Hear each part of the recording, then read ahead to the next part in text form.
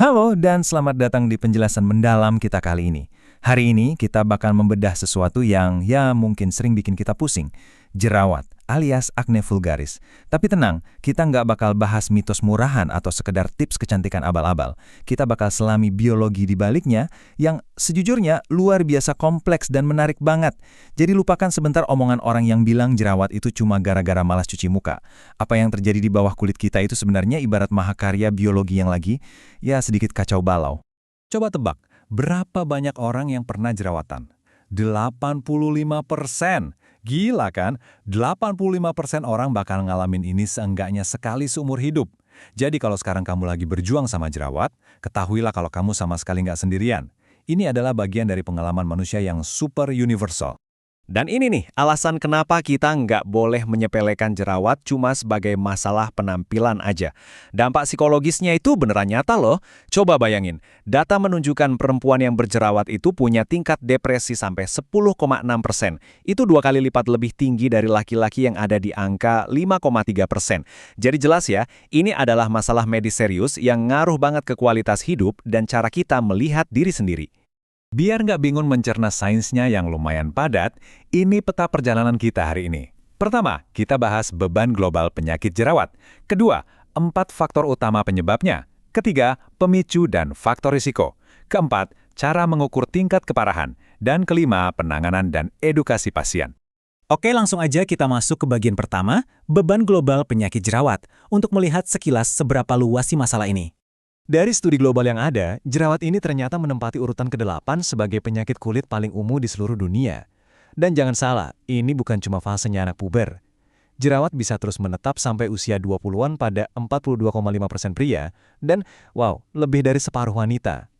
Malah, kalau kita ngintip data dari sebuah rumah sakit di Lampung, hampir 70% pasien yang datang buat ngobatin jerawat itu wanita dewasa muda. Jadi ini memang pertempuran jangka panjang. Sip, sekarang kita masuk ke bagian kedua, 4 faktor utama penyebab. Di sini kita bakal ngezoom dan bedah biologi jerawat sampai ke tingkat sel. Secara medis, kondisi ini punya nama resmi, acne vulgaris. Pada dasarnya, ini adalah penyakit kulit kronis karena ada masalah di tempat yang namanya unit pilosebacea. Kedengarannya agak rumit ya. Tapi intinya, unit ini tuh kombinasi dari folikel rambut dan kelenjar sebasea alias kelenjar minyak di kulit kita. Nah, disitulah persisnya medan perang mikroskopis tempat jerawat mulai terbentuk. Terbentuknya jerawat ini ibarat badai sempurna dari 4 langkah biologis yang berurutan. Dimulai dari produksi minyak atau sebum berlebih, lalu pori-porinya tersumbat, terus bakteri Cutibacterium acnes mulai ikutan nimbrung, dan akhirnya meledak deh jadi reaksi inflamasi atau peradangan yang heboh. Yuk kita soroti 2 langkah yang paling krusial. Langkah pertama, ibaratnya ini adalah bahan bakarnya, sebum berlebih. Hormon di tubuh kita, khususnya hormon androgen kayak DHEAS, itu suka ngasih sinyal ke kelenjar minyak buat kerja lembur. Nah, makin banyak minyak yang diproduksi, makin banyak juga bahan bakar yang siap memicu masalah di pori-pori kulit kita.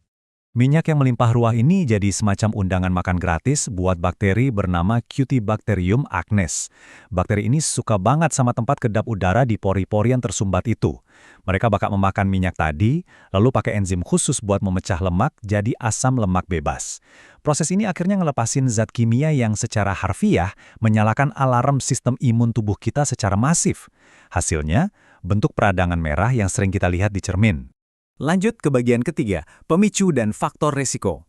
Kira-kira faktor luar dan dalam apa sih yang bisa menekan tombol mulai dari siklus jerawat tadi? Pemicu jerawat itu sering banget sembunyi di keseharian kita loh, mulai dari kosmetik, produk rambut, sampai makanan kayak produk olahan susu, dan tentunya makanan yang manis-manis atau berindeks glikemik tinggi. Bahkan, hal fisik yang kelihatannya sepele, gesekan dari tas punggung yang berat atau bra olahraga yang ketat, itu bisa mengiritasi kulit dan memicu jerawat. Dan pastinya, faktor genetik dari keluarga juga punya andil besar buat nentuin seberapa rentan kulit kita. Tapi ada satu poin medis yang penting banget di sini, jerawat itu nggak selalu sekedar masalah kulit. Kalau ada wanita dewasa yang jerawatnya membandel banget, apalagi kalau dibarengi gejala seperti siklus haid yang berantakan, ini bisa jadi tanda adanya masalah hormon yang lebih dalam, contohnya sindrom ovarium polikistik atau PCOS. Kalau udah begini, nggak bisa cuma ngandelin krim wajah yang dijual bebas ya, butuh penanganan serius langsung dari dokter. Sekarang kita bahas bagian keempat, mengukur tingkat keparahan melalui evaluasi fisik di klinik. Waktu dokter kulit memeriksa wajah kita, mereka itu melihat evolusi dari si jerawat. Mereka bedain mana yang non-inflamasi, kayak komedo terbuka atau tertutup, yang pada dasarnya cuma pori tersumbat, sama yang inflamasi alias meradang. Nah, yang meradang ini nih yang bikin pusing. Dari sekedar papul atau benjolan kecil merah, pustul yang udah ada nanahnya, sampai ke level paling parah yaitu kista atau nodul yang ukurannya bisa lebih dari 5 mm dan rasanya sakit banget. Di Indonesia, para pakar kulit punya hitung-hitungan pastinya. Dokter bakal benar-benar menghitung jumlah komedo, pustul, dan kista yang kita punya. Kalau totalnya di bawah 30, itu masuk kategori ringan. Tapi hati-hati, punya lebih dari 5 kista aja udah otomatis bikin kondisinya melompat ke kategori berat. Penilaian akurat ini vital banget, soalnya ini yang nentuin senjata medis apa yang paling pas buat melawan jerawat tersebut. Dan ini mengantarkan kita ke bagian terakhir, bagian kelima, penanganan dan edukasi pasien beserta solusi medis modernnya. Berdasarkan pedoman klinis yang terbukti secara ilmiah, cara ngobatin jerawat itu harus disesuaikan sama derajat keparahan yang tadi kita bahas. Buat yang ringan, obat oles kayak benzoil peroksida atau retinoid biasanya udah cukup. Tapi kalau udah masuk kategori sedang sampai berat, dokter mungkin bakal meresepkan terapi yang diminum, entah itu antibiotik oral atau isotretinoin. Dan tentunya, pertahanan dasar kita setiap hari adalah rajin cuci muka pakai pembersih yang pH-nya seimbang. Namun, di sini saya mau ngomong sedikit lebih serius. Beli obat keras sembarangan, apalagi antibiotik tanpa resep dokter, itu benar-benar kesalahan besar. Praktik coba-coba ini nggak cuma beresiko ngerusak pelindung kulit kamu, tapi pemakaian antibiotik yang salah sasaran itu nyumbang langsung ke krisis global resistensi bakteri. Coba bayangin, kalau bakterinya udah kebal, jerawat kamu justru bakal jauh lebih susah disembuhin ke depannya. Pada akhirnya, setelah membedah sains yang sangat kompleks dari kelenjar, hormon, dan pertempuran seluler tadi, ada satu hal yang harus kita sadari. Kapan kita mau berhenti ngelihat jerawat sebagai sekedar kegagalan menjaga kebersihan?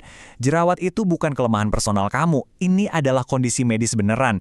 Jadi, yuk lepaskan stigmanya, terimalah sainsnya, dan jangan pernah ragu buat minta bantuan medis profesional kalau emang butuh. Terima kasih banyak udah ngikutin penjelasan mendalam kita kali ini, dan sampai ketemu di bedah topik selanjutnya.